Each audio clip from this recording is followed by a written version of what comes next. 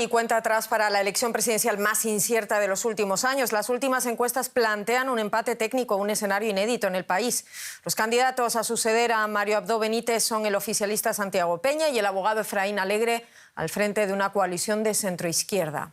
El Partido Colorado, que ha gobernado de manera casi ininterrumpida desde los años 50, llega a estos comicios muy dividido, con algunos de sus más importantes líderes sancionados por Estados Unidos por corrupción y con sospechas de tener lazos con el narcotráfico. Además de la corrupción y la penetración del crimen organizado, la Sociedad Interamericana de Prensa, SIP, advierte del clima de inseguridad que respira el país para el ejercicio del periodismo, lo que constituye una grave amenaza para la libertad de prensa y la democracia.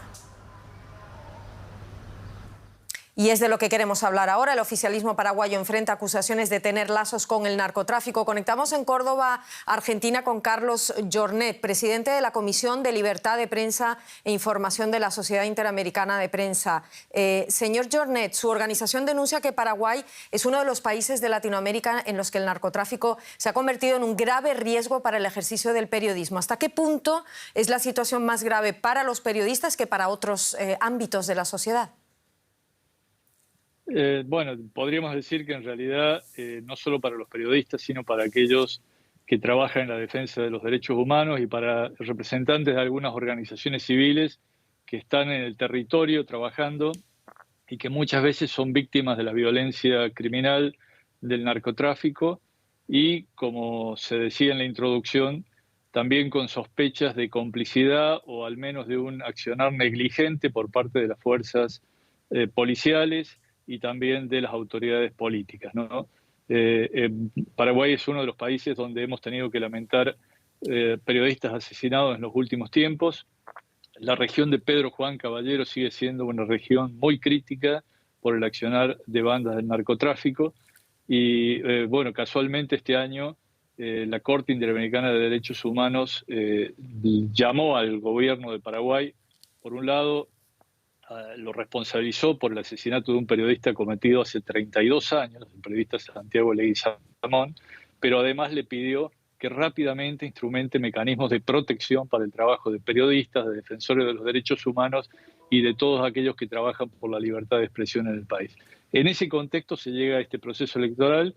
Como bien decían ustedes, es un proceso atípico, por un lado por la cantidad de postulantes a la presidencia, pero también por la concentración en dos candidatos que llegan prácticamente en paridad total a los comicios del próximo domingo.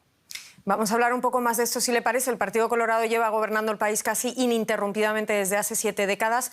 ¿Contribuye también la falta de cambio político quizás a empeorar la libertad de prensa en el país sudamericano?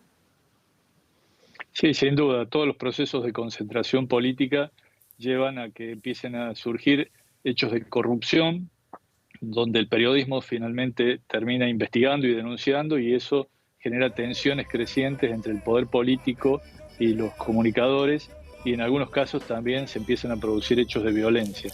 No estamos con esto responsabilizando expresamente al gobierno actual de que esté involucrado en estos hechos, pero sí que hay un proceso de degradación que muchas veces deriva en este tipo de situaciones. También nos preocupa, y debemos decirlo en esos términos, que el otro candidato que llega a la elección en paridad con el postulante Santiago Peña, me refiero a Efraín Alegre, es un postulante que ha venido teniendo un discurso muy crítico contra la prensa, muy habitual en los países latinoamericanos, de responsabilizar, de acusar a la prensa, de convertirla en su enemigo. Habló de mafias, por ejemplo, y este tipo de discursos entendemos que es altamente peligroso.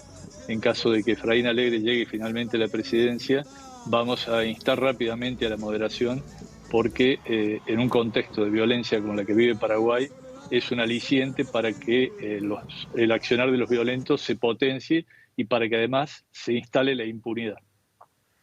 Muchísimas gracias por todo esto, Carlos Jornet. Un cordial saludo hacia Argentina. Gracias. Gracias a ustedes. Hasta pronto.